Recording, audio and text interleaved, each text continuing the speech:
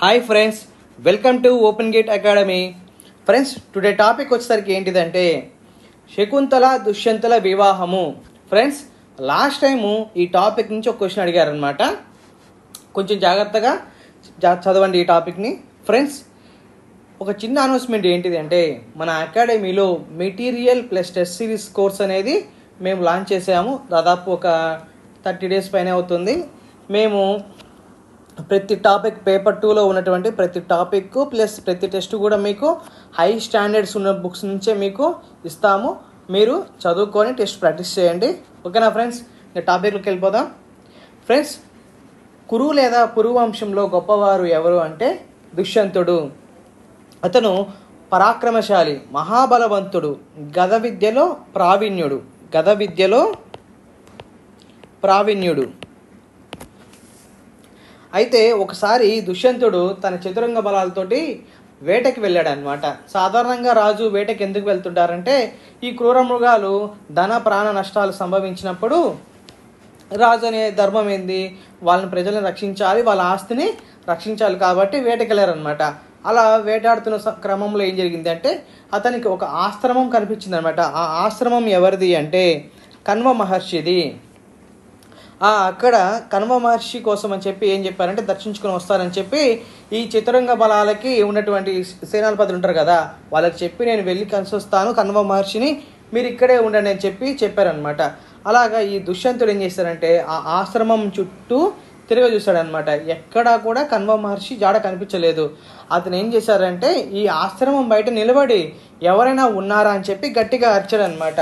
అప్పుడు లోపల నుంచి ఒక అందమైన స్త్రీ వచ్చిందనమాట. వచ్చి ఈ దుష్యంతుడిని చెప్తారనమాట, మా నాన్నగారు లేరండి, ఇప్పుడే ఫలమూలాల కోసం అని చెప్పి వేటకు అరణ్యానికి వెళ్ళారు, మీరు కొంచెం సేపు వేచి ఉన్నట్టయితే తిరిగి వస్తారు, కలుద్దరు మాట్లాడుతున్నట్టు చెప్పుద్ది అనమాట. అప్పుడు ఈ దుష్యంతుడు అన్నాడు, అమ్మా ఈ కణ్వ మహర్షి బ్రహ్మచారి కదా, మీరు ఎవరు అని అడిగారనమాట. అప్పుడు ఆమెని క్వశ్చన్ అడిగారు, మీరు ఎవరు అని అడిగారు. ఒకసారి మీలాగే ఒక ముని వచ్చి మా కణ్వ మహర్షి అంటే తండ్రి గారిని అడిగారు, ఎవరి పాప అని అడిగితే అప్పుడు అతనికి చెప్తున్నాడు కణ్వ మహర్షి, పూర్వకాలంలో విశ్వామిత్రుడు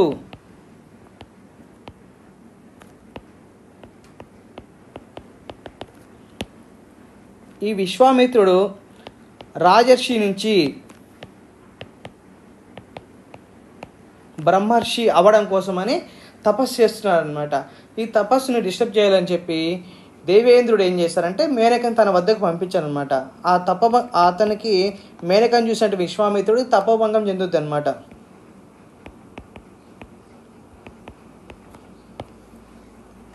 ఈ విశ్వామిత్రుడి దగ్గరికి మేనకని పంపించింది ఎవరు అంటే దేవేంద్రుడు. ఆ విధంగా తనకి కొంతకాలం ఏం జరుగుతుందంటే తపోభంగం చెందుద్ది అనమాట. ఆ ప్రాసెస్లో ఏమైంది అంటే వాళ్ళకి ఒక చిన్న శిశువు జన్మిస్తుంది అనమాట. ఆ చిన్న శిశువుని జన్మించిన తర్వాత అక్కడ ఉన్నటువంటి మాలిని నది వద్ద పెట్టి ఆ గెట్టున పెట్టి వెళ్ళిపోతారనమాట. ఈ మేనకేమో అట్లా స్వర్గానికి వెళ్ళిపోతుంది. విశ్వామిత్రుడు వచ్చేసరికి మళ్ళీ తపస్సు చేసుకోవడం కోసం వెళ్ళిపోతాడు. అలా చిన్న పాపని ఆ నది ఒడ్డున వదిలేసి వెళ్ళిపోయారు అనమాట. అట్లా ఉన్నటువంటి ఈ కొన్ని పక్షులు చూశారనమాట. ఆ పక్షుల పేరు ఏం పేరు అంటే శాకుంత పక్షులు అనమాట.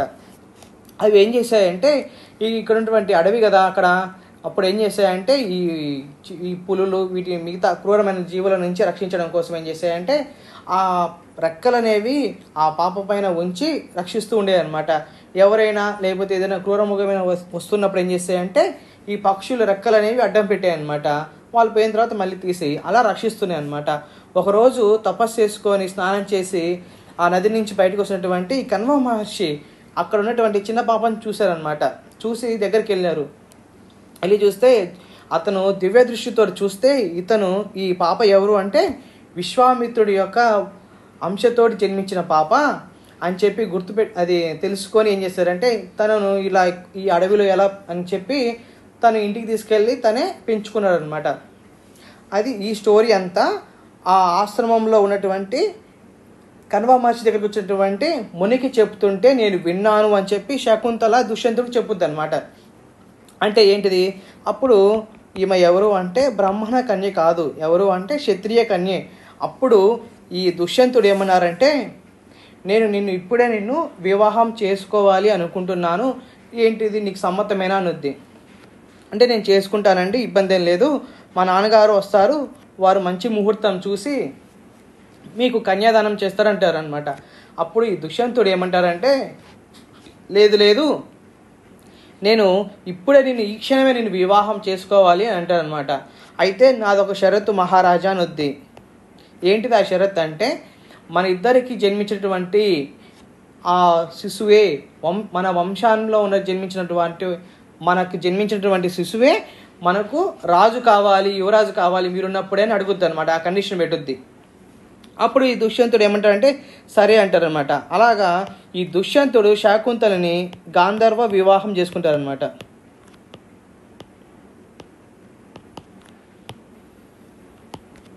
అలాగా తనతోటి ఇష్టభోగాలను అనుభవించాక ఈ దుష్యంతుడు ఏమన్నారంటే, నేను చతురంగ బలాలు తీసుకొని తర్వాత రాచ మర్యాదతోటి నిన్ను మా ఇంటికి తీసుకెళ్తాను అని చెప్పి చెప్తారనమాట. సరే అని నమ్మబలికి అది చెప్పి, అలా నమ్మకం చెప్పి తను ఏం చేస్తాడంటే దుష్యంతుడు తన రాజ్యానికి వెళ్ళిపోతాడనమాట. కొద్దిసేపటికి ఈ కణ్వ మహర్షి ఆశ్రమానికి వస్తాడనమాట. ఈ ఆశ్రమానికి వస్తున్నప్పుడు ఈ శకుంతల ఏం చేస్తుందంటే దాక్కునుద్ది అనమాట. ఈ భయంతో, ఇలా జరిగింది కదా, గాంధర్వ వివాహం చేసుకుంది కదా, అందుకు కోపంతో ఏం జరిగింది అంటే అది ఆ భయంతో దాక్కుందనమాట. అప్పుడు ఈ కణ్వ మహర్షి దివ్య దృష్టితోటి ఆలోచించి, అమ్మా ఏం జరిగిందో మొత్తం తెలుసమ్మా, నువ్వేం ధర్మం తప్పలేదు, ఈ దుష్యంతుడు ఉదారుడు ధర్మాత్ముడు, మీకు జన్మించబోయే బిడ్డ అనేది సమస్త భూమండలానికి రాజు అవుతాడు అని వరం ఇచ్చాడనమాట. అప్పుడు శకుంతల అతన్ని ఇది ఆశీర్వాదం తీసుకొని అది కొన్ని రోజులకి ఏం జరుగుద్ది అంటే ఈ శకుంతలకి ఒక బిడ్డ జన్మిస్తాడనమాట. ఆ బిడ్డ ఎలాంటివంటే తండ్రికి తగ్గట్టు పరాక్రముడు అనమాట. అక్కడ ఉన్నటువంటి క్రూర మృగాలని తర్వాత పులులని వేటాడేవాడు అనమాట. అందుకే ఆ ఆశ్రమంలో ఉన్న వాళ్ళు ఏమన్నారంటే అతన్ని సర్వదమనుడు.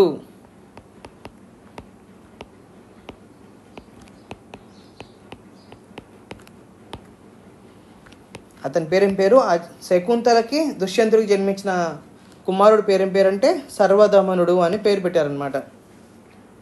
అలాగా కొన్ని రోజులు గడిచిన తర్వాత ఈ కణ్వ మహర్షి ఏమన్నారంటే ఈ శకుంతలతోటి, అమ్మ ఎక్కువ రోజులు పుట్టింట ఉండకూడదమ్మా, ఖచ్చితంగా మీరు అత్తారింటికి వెళ్ళాల్సిందే అని చెప్పి చెప్తారనమాట. సరే అని చెప్పి ఈ శకుంతలకి తన శిష్యులైనటువంటి ఇద్దరిని పంపించి తనతో పాటు రాజ్యానికి పంపిస్తుందన్నమాట. అయితే ఏం జరిగిందంటే అక్కడికి వెళ్ళిన తర్వాత సాధారణంగా రాజు మాట ఇచ్చాడు కదా తనని తీసుకొని వెళ్తానని, కానీ రాలేదు. అలా ఎదురు చూసి ఈ కణ్వ మహర్షి చెప్పి పంపించాడనమాట. అలా రాజ్యానికి వెళ్తే అక్కడికి వెళ్ళి మహారాజు దగ్గర నిల్చుంది ఎవరు, ఈ శాకుంతల. అప్పుడు ఈ దుష్యంతుడు ఏం చేశాడంటే ఎవరో తెలియనట్టు ప్రవర్తించాడనమాట. అప్పటికి ఏం చెప్పుద్దంటే, రాజా వీడు నీ కొడుకు, మీరు ఒకసారి నాకు మాట ఇచ్చారు కదా ఆశ్రమంలో మనకు పుట్టబోయే సంతానం అనేది యువరాజుని చేస్తానని, ఇప్పుడు ఇతను పుట్టాడు పెరిగాడు కదా ఇతనికి యువరాజుని చెయ్యండి అని చెప్పి చెప్తారనమాట.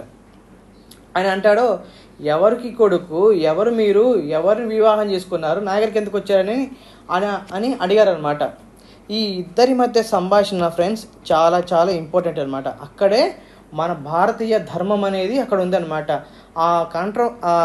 వారిద్దరి మధ్య జరిగిన సంభాషణ అనేది చాలా చాలా ఎగ్జామ్కి ఉపయోగపడవచ్చు, కానీ మన మానవ జీవితంలో మనకు ఖచ్చితంగా ఉపయోగపడే మాటలు చాలా ఉంటాయి. అవి ఖచ్చితంగా మీరు చదవండి.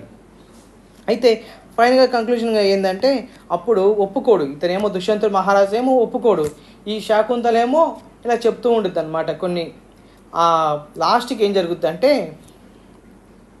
ఈ పైన ఉన్నటువంటి ఆకాశవాణి వచ్చి, రాజా పంచభూతాల సాక్షిగా మీరు వివాహం చేసుకున్నారు శాకుంతలని, తర్వాత పుట్టిన శిశువు మీ ఇద్దరికి జన్మించిన వారే, పుత్రుడు అంటే నరకానికి తప్పించేవాడు అనమాట, అతను నీ అంశతోటి జన్మించిన వాడే అని చెప్పి చెప్పుద్ది అనమాట. ఫైనల్గా అప్పుడు దుష్యంతుడు ఏమంటారంటే, నేను ఇప్పుడు ఒప్పుకున్నాను అనుకోండి అది బాగుండదు కదా, అందుకే నేను ఈ సత్యం అనేది జగమంతా తెలియాలని చెప్పి నేను ఇట్లా ప్రవర్తించాలని చెప్పి చెప్తాడనమాట. అలా ఫైనల్గా అతనికి ఈ సర్వదమనుడికి ఏం చేస్తాడంటే రాజ్య పట్టాభిషేకం చేస్తాడనమాట. అతని పేరేం పేరంటే భరతుడు. ఇతను పరిపాలించడం వలనే భారతదేశానికి ఏం పేరు వచ్చిందనమాట. భరతుడు పేరు వల్లనే భారతదేశం అని పేరు వచ్చిందనమాట. ఓకేనా ఫ్రెండ్స్, క్లాస్ నచ్చినట్లయితే మన ఛానల్ సబ్స్క్రైబ్ చేయండి, లైక్ చేయండి. ఫ్రెండ్స్, మన మెటీరియల్ ఎలా ఉంటుందో చూడండి ఒకసారి. దుష్యంతుడు ఇతను ఎవరు? పురుగు లేదా కణవ వంశపు మహారాజు. అక్కడ ఏ నది ప్రవహిస్తున్నది? మాలిని నది ప్రవహిస్తున్నది. ఆ వేటకి వెళ్ళినప్పుడు ఎవరి ఆశ్రమాన్ని చూశాడు ఇతను దుష్యంతుడు అంటే?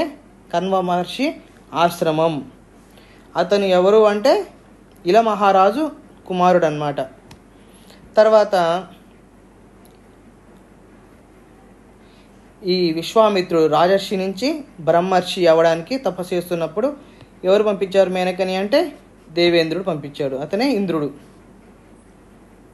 ఇదే ఫ్రెండ్స్ మన మెటీరియల్. మ్యాక్సిమం చాలామంది మన మెటీరియల్ తీసుకున్న వారు చాలా సాటిస్ఫై అయ్యారండి. మీరు కూడా ఒకసారి మన మెటీరియల్ డెమో మెటీరియల్ చూడండి, నచ్చితేనే తీసుకోండి friends. All the best. Thank you friends.